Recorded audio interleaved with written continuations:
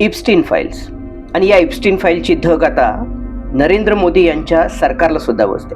कारण नरेंद्र मोदी यांच्या सत्ता वर्तुळातल्या 3 महत्त्वाच्या लोकांची नावं या इप्स्टीन फाईलमध्ये आलेली आहेत. याच्यातला एक उच्चपदस्थ अधिकारी आहे ज्याने थेट इप्स्टीन आयलंडला भेटी दिलेल्या आहेत आणि त्या ठिकाणी अल्पवयीन मुलींच्या लैंगिक शोषणामध्ये त्या अधिकाऱ्याचं नाव आलंय. एक व्यक्ती असा आहे जो नरेंद्र मोदींचा मित्र म्हणून इप्स्टीन सोबत डील करू बघत होता. अनेकदा इप्स्टीनच्या घरी जाऊन आलेला आहे आणि त्या व्यक्तीला इप्स्टीननी युवतींचा पुरवठा करण्याची ऑफर सुद्धा केली होती. आणि तिसरी व्यक्ती अशी आहे की जिचे इप्स्टीन सोबत खूप जिव्हाळ्याचे संबंध होते. अनेकदा त्याच्या घरी येणे जाणं होतं आणि ती व्यक्ती आता भारत सरकारच्या केंद्रामध्ये मंत्री म्हणून काम करते. त्याच्यामुळं इप्स्टीन फाईल्स आणि नरेंद्र मोदींच्या जवळच्या व्यक्ती याच्यावरती आता चर्चा होणं गरजेचं आहे. पण तत्पूर्वी आपण इप्स्टीन कोण होता हे समजून घेऊ. अमेरिकेतला एक अब्जाधीश व्यक्ती, म्हटलं तर इस्रायलच्या मोसाद या इंटेलिजन्स एजन्सीचा तो एजंट होता असं देखील काही लोक म्हणतात. त्याच्या 2 प्रॉपर्टी होत्या. मॅनहॅटन येथे 7 मजली मॅन्शन आणि सेंट लिटल जेम्स आयलंड नावाचं 75 एकरचं सुनसान असं आयलंड. या 2 प्रॉपर्टीज वरती त्याने अगणित युवतींचं, अगणित अल्पवयीन मुलींचं लैंगिक शोषण केलं, त्यांच्यावरती बलात्कार केले. या युवतींचा पुरवठा जगभरातल्या जे काही प्रमुख लोक आहेत, मग याच्यामध्ये प्रॉमिनंट पॉलिटिशियन्स आहेत, राष्ट्राध्यक्ष असू शकतात, काही टेक्नोक्रॅट्स आहेत, अब्जाधीश आहेत, यांना मुली पुरवण्याचं काम हे इप्स्टीन करायचं. त्यांच्या लैंगिक ऍक्टचं तो व्हिडिओ शूटिंग करायचा आणि असं म्हटलं जातं की इप्स्टीन हा अनेक जणांना ब्लॅकमेलिंग करायचा. त्याच्यामुळे इप्स्टीन हे जगाच्या इतिहासातलं एक अतिशय खतरनाक नाव. अर्थात या इप्स्टीनला 2019 मध्ये जुलैमध्ये अटक झाली आणि 19 मध्ये त्यांनी सुसाईड केलं असं म्हटलं जातं. परंतु असं अनेक लोकांचं मानणं आहे की जेफ्री इप्स्टीन मेला नाही तर त्याला तुरुंगामध्ये मारण्यात आलं, कारण त्याच्याकडे अनेक लोकांचे सिक्रेट्स होते आणि हे सिक्रेट्स म्हणजेच इप्स्टीन फाईल.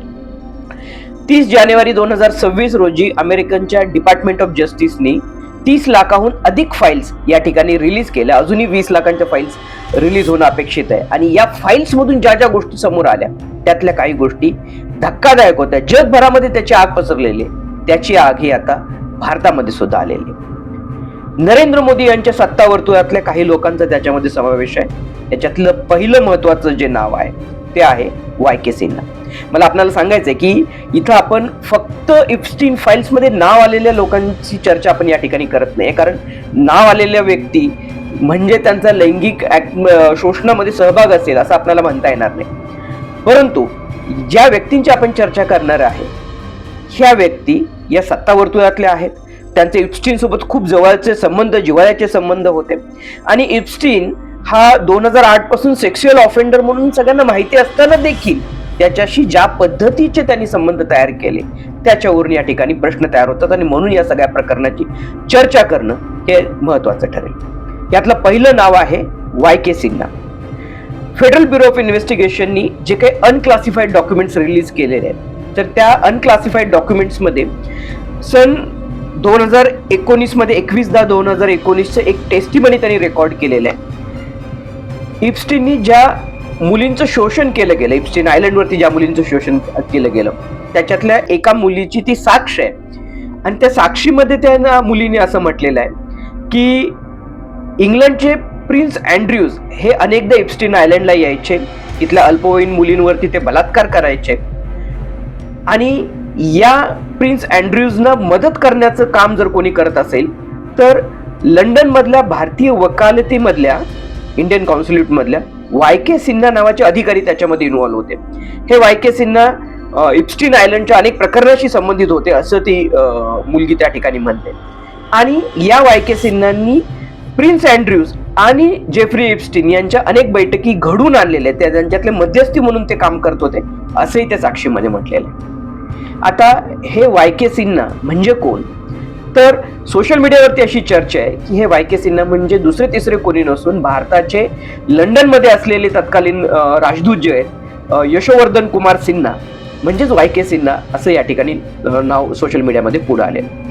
आता याची गांभीर्याने चर्चा यासाठी की हे YK सिन्हा यांची नियुक्ती नरेंद्र मोदी सरकारने 2020 मध्ये सेंट्रल इन्फॉर्मेशन कमिशनर म्हणून केली आणि नंतर त्यांना नोव्हेंबर 2020 ते 2023 पर्यंत चीफ इन्फॉर्मेशन कमिशनर म्हणजे या भारत देशाचे ट्रान्सपरन्सीच्या ऍक्टचे सगळ्यात वरिष्ठ पद जे म्हणतो आपण त्याला, मुख्य माहिती आयुक्तावरती त्यांची नियुक्ती केली गेली होती. आता त्याच व्यक्तीचं नाव हे इप्स्टीन फाईल्स मध्ये आलं, थेट सेक्स स्कॅन्डलशी त्याचं नाव मिळतं जुळत आहे.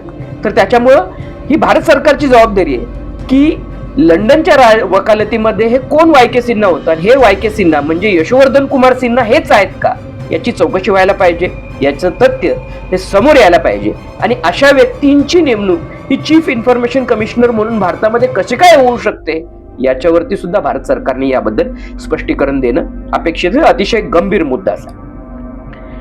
याच्यात नंतर दुसरं महत्वाचं नाव येतं ते अनिल अंबानी. अनिल अंबानी आपल्याला माहिती आहे की मुकेश अंबानींचे धाकटे भाऊ आहेत. मुकेश अंबानी नरेंद्र मोदींचे अतिशय जवळचे मित्र आहेत. आपल्याला माहिती आहे की अनेक भारत सरकारची जी कॉन्ट्रॅक्ट्स आहेत की अनिल अंबानींना भेटलेली आहेत. 40,000 कोटी रुपयांचं कर्ज बुडवण्याचा विक्रम सुद्धा त्यांच्या नावावरती, त्यांच्या कंपन्यांच्या नावावरती आहे. असे अनिल अंबानी हे नरेंद्र मोदींचे व्यक्ती म्हणून जेफ्री इप्स्टीनशी संपर्क साधत होते आणि ते काय काय करत होते याची आपण माहिती घेऊया. 2 मार्च 2017 अनिल अंबानींनी जेफ्री इप्स्टीनला एक ईमेल लिहिला आणि त्याच्यामध्ये असं म्हटलंय की will need your guidance on dealing with white house for India relationship and defence corporation. म्हणजे व्हाईट हाऊस सोबत जे काही संबंध जोडायचे आहेत आणि डिफेन्स संदर्भातल्या ज्या काही गोष्टी असतील, चर्चा करायची असतील, तर त्या संदर्भामध्ये तुमचं मार्गदर्शन हवंय. अनिल अंबानी मार्गदर्शन घेत आहेत कोणाचं, तर जेफ्री इप्स्टीनचं. अनिल अंबानींना माहिती आहे की जेफ्री इप्स्टीन सेक्शुअल ऑफेंडर आहेत, तर तरी देखील ते या ठिकाणी असं म्हणतात. त्याच्यानंतर 9 मार्च 2017 यांची सगळी चर्चा चालू असते आणि त्याच्यामध्ये ते अनिल अंबानी अमेरिकेला व्हिजिट करणार आहेत असंही याच्यामध्ये समोर येतं. तर याच्यामध्ये इप्स्टीन त्यांना एक tall blonde Swedish woman offer करतो आणि अनिल अंबानी अक्षरशः 20 सेकंदाच्या काळामध्ये लगेच रिप्लाय करतात आणि अरेंज दॅट असं म्हणतात.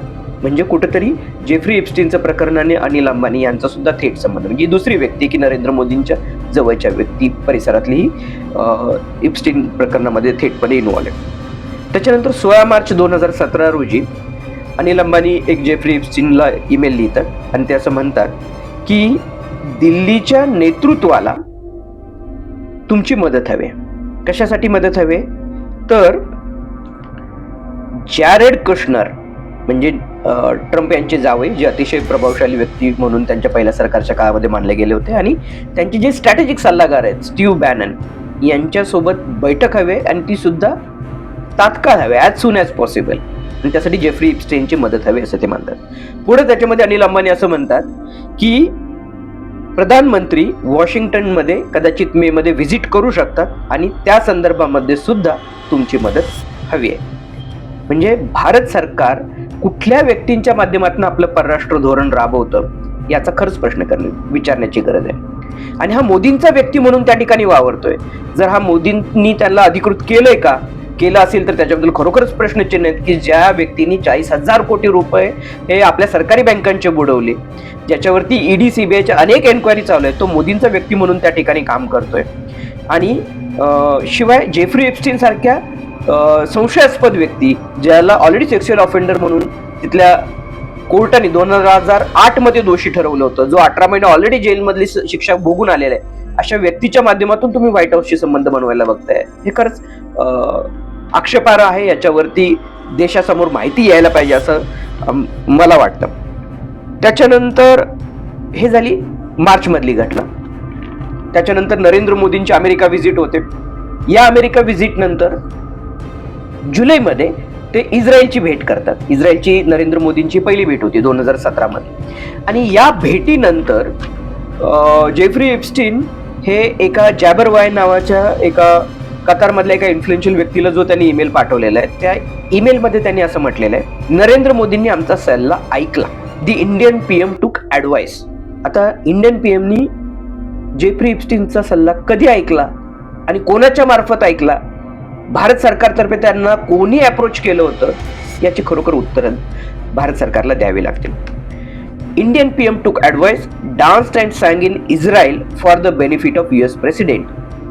म्हणजे US प्रेसिडेंटच्या फायद्यासाठी इस्रायलमध्ये जाऊन भारतीय प्रधानमंत्र्यांनी डान्स केला, गाणं गायलं असं त्यांनी म्हटले आणि काम फत्ते झालं अशा अर्थाचं जेफ्री इप्स्टीनची ती मेल आहे.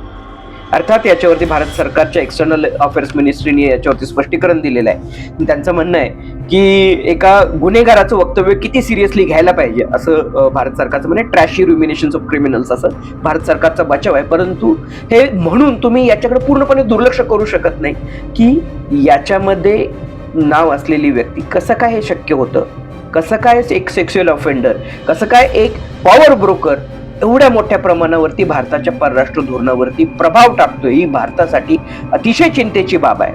आणि याच्यामध्ये दुसरा मुद्दा म्हटलाय की अमेरिकेच्या राष्ट्राध्यक्षांना खुश करण्यासाठी म्हणून त्यांनी काही गोष्टी केल्या. म्हणजे काय केल्या हे भारत सरकार लोक जनतेसमोर यायला पाहिजे. याचं कारण असं आहे की डोनाल्ड ट्रम्प यांचा एक ऑक्टोबर 2025 मधला एक व्हिडिओ आता खूप सोशल मीडियावरती सर्क्युलेट होतोय. Modi is a great man. That he loves Trump. Now, I don't know if the word love, I don't want you to take that any different. I don't want to destroy his political career, okay? Donald Trump असं म्हणतात की नरेंद्र मोदीचं career मी उद्ध्वस्त करू शकतो. ओपनपणे ते भारताच्या प्रधानमंत्र्यांना ते धमकी देत आहेत की नरेंद्र मोदींचं मी करिअर उद्ध्वस्त करू शकतो आणि त्याला कुठल्याही पद्धतीने त्याचा प्रतिवाद हा भारतीय परराष्ट्र मंत्रालयाकडनं झालेला नाही. अशा कुठल्या फाईल्स डोनाल्ड ट्रम्प यांच्याकडे आहेत की ज्याच्यामुळे ते नरेंद्र मोदींचं करिअर उद्ध्वस्त करू शकतील. अर्थात इप्स्टीन फाईल मध्ये नरेंद्र मोदींचा उल्लेख अप्रत्यक्ष आलेला आहे. डायरेक्ट नरेंद्र मोदींचा इप्स्टीनचा संबंध असल्याचे पुरावे अजून तरी पुढे आलेले नाहीत. परंतु इप्स्टीननी नरेंद्र मोदींपर्यंत सल्ला पोहोचवल्याचा उल्लेख मात्र याच्यामध्ये स्पष्टपणे आलाय. त्याच्यामुळे आता भारत सरकारला स्पष्ट करायला पाहिजे की डोनाल्ड ट्रम्प हे कशाच्या आधारे तुमचं करिअर उद्ध्वस्त करून बघतायत. ते इप्स्टीन फाईलच्या आधारे म्हणतायत का अडाणी फाईल्सच्या आधारे म्हणतायत हे सुद्धा आता जनतेच्या समोर यायला पाहिजे. कारण ज्या पद्धतीने आपण अमेरिकेशी डील केलेलं आहे त्या पद्धतीने भारताच्या शेतकऱ्यांचं प्रचंड मोठं नुकसान होणार आहे. खूप मोठ्या प्रमाणावरती शेतकरी हा उद्ध्वस्त होणार आहे.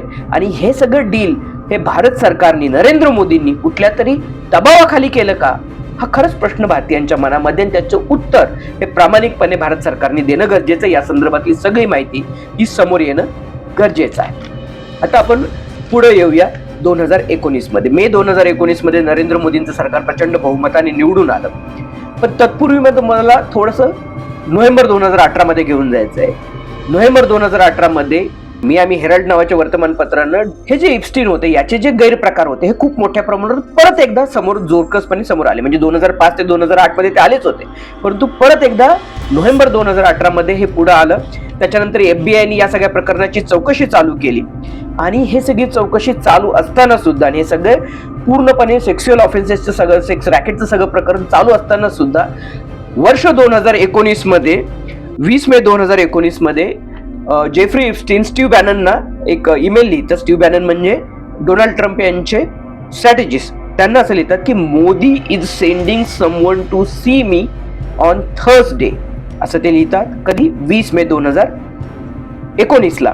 आणि 23 मे 2019 ला अनिल अंबानी जेफ्री इप्स्टीन यांच्या मॅनहॅटन मॅन्शन मध्ये त्याच्या घरी भेटायला जातात आणि तशा अर्थाच्या मेल सुद्धा या ठिकाणी आहेत की अनिल अंबानींची ती अपॉइंटमेंट असल्याचं आहे.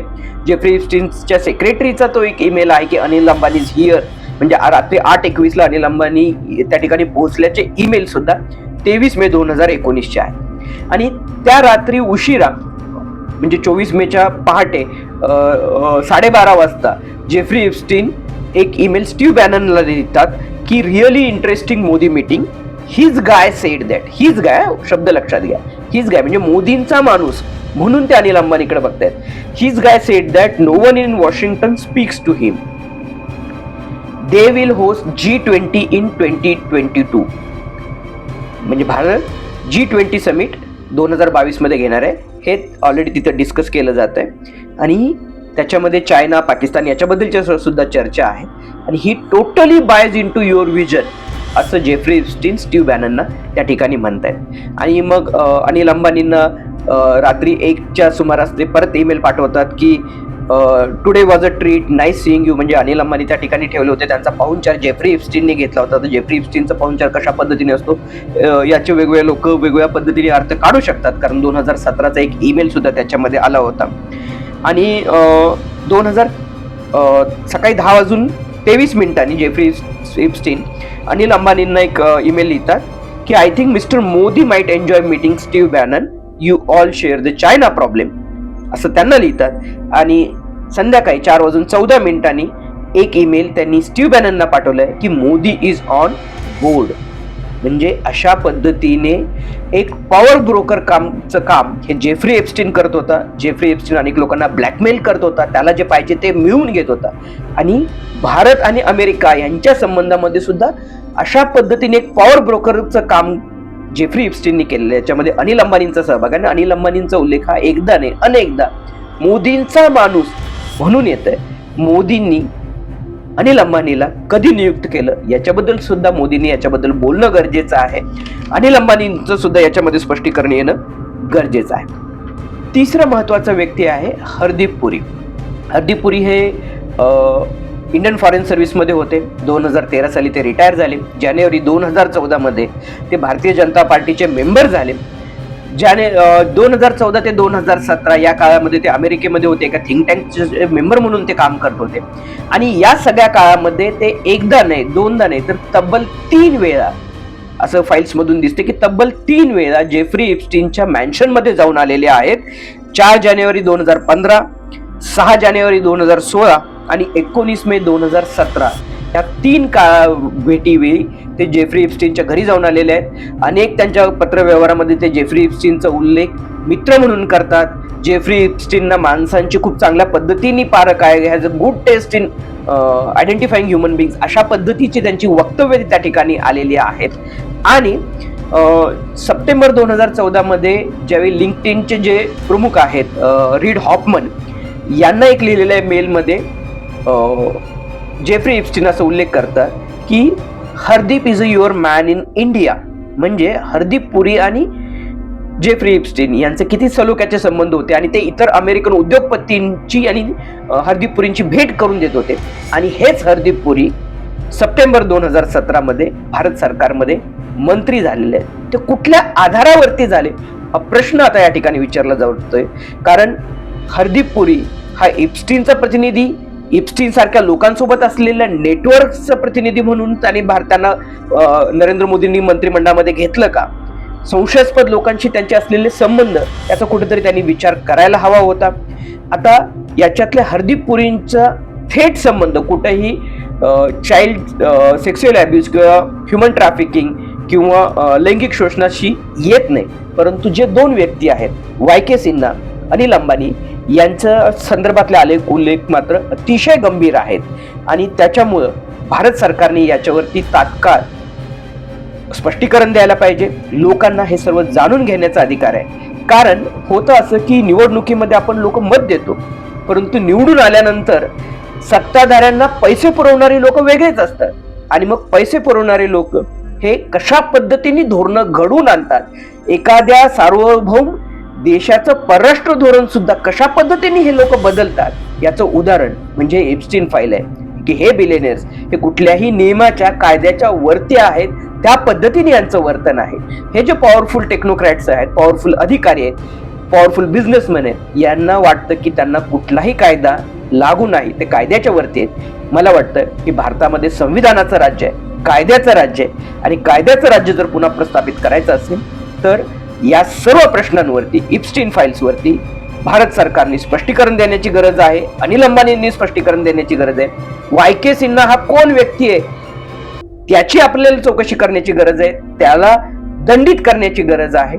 या सर्व प्रकरणाची भारत सरकारनं गांभीर्यानं दखल घेण्याची गरज आहे.